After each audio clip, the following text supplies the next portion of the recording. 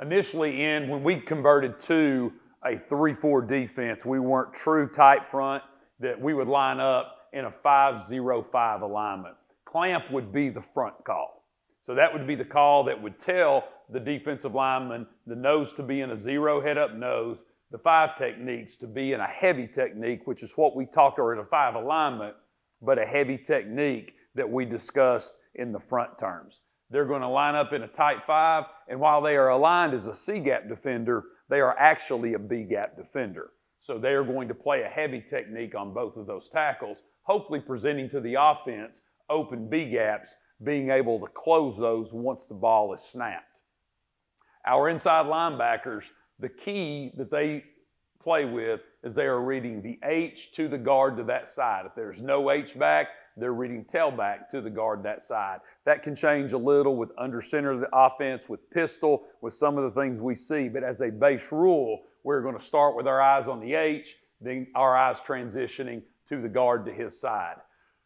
We know as inside linebackers that one of us is going to become the A-gap fitter, one of us is going to become the C-gap fitter, determining on the flow of the play and how that play develops. And I talked to the inside linebackers about that in this defense, when we line up, when we call clamp, when we call vice, which will be our second front that we talk about, one of us has to become the defensive end. These defensive ends, while they're lined up here, are still technically B-gap defenders, and the edge of our defense is going to disappear. So one of these players, one of our inside linebackers, has to become that C-gap player. The outside linebackers are keying in man on the line of scrimmage to the near back. And we talk to them about high, low, and flow. Do you get a high hat from that tackle? Do you get a low hat from that tackle? And then what is the flow of the play? Is it coming to you or away from you? But that is our base front that we started with when we transitioned. We like this transitioning from an over-under 4-3 team because it allowed us to still play outside shoulder of the tackle, which we had done a lot in the past. It allows us to still play our base technique, but then to change it up a little bit, taking away the B gaps by the heavy technique of attacking the V of the neck of the tackle and then transitioning to a B gap defender.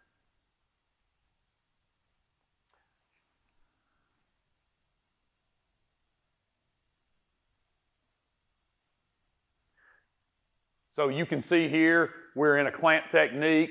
We're in a 5, a 0, and a 5. Now the nose technique, we initially teach the nose to strike through the center and play to the A gap of the call side.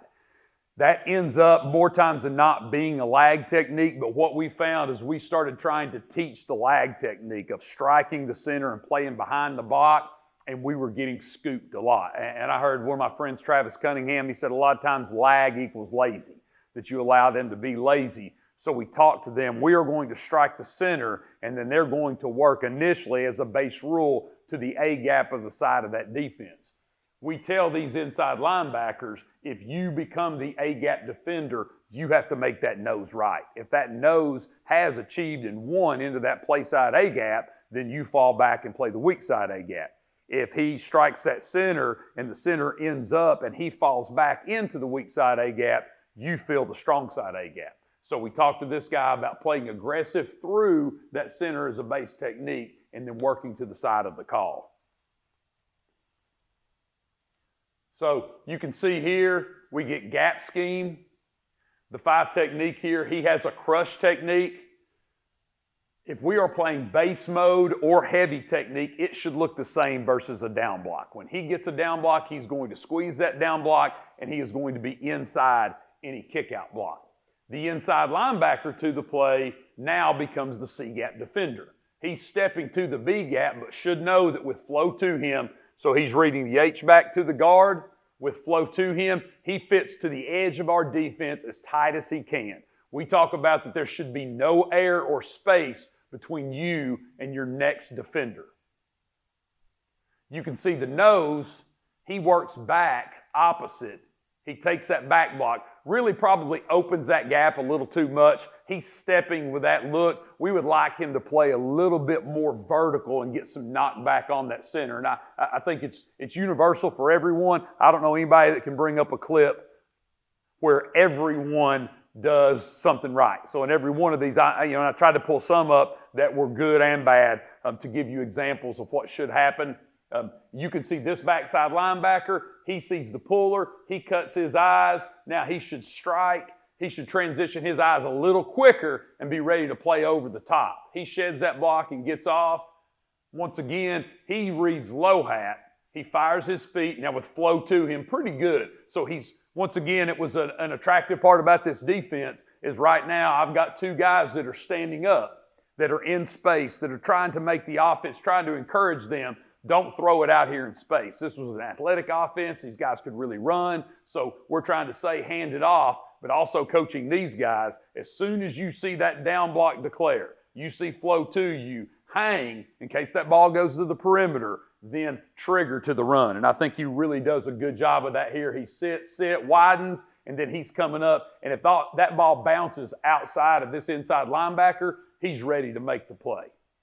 He can trigger a little faster, which he does because the quarterback's back is to him. I think it's really good when we talk about high-low flow. He's sitting because the quarterback is looking at him. So he is the read guy, and we always say if they're reading, you read them. Sit, and I got this from Glenn Schumann at Georgia, play the final play that happens. Play and sit. Wait for him. If he wants to throw the ball out there, run and tackle it. He wants to hand the ball off, get back in the box and play there.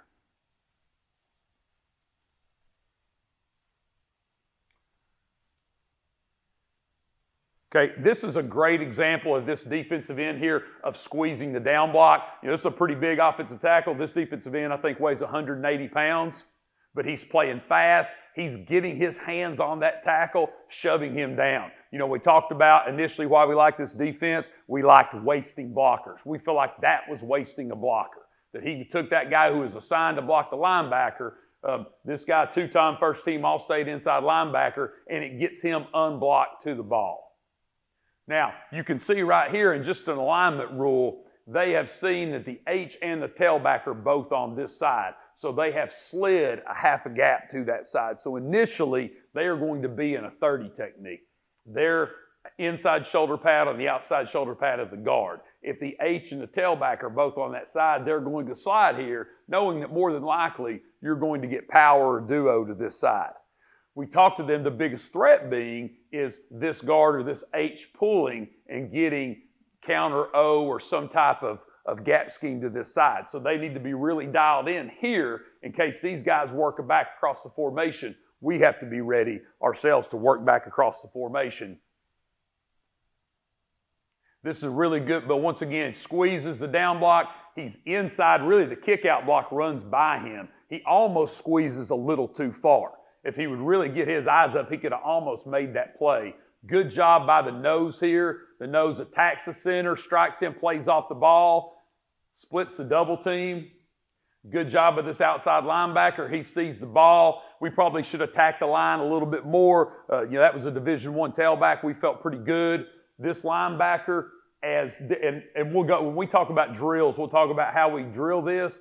I would like for him, when he sees that down block and sees that H lead, to attack that. We always talk about getting knocked back on blockers. If we can knock that blocker back into their backfield, we have such a greater chance of stopping that play. So I would like for him to come downhill at the line of scrimmage a little bit faster, a little bit more aggressive.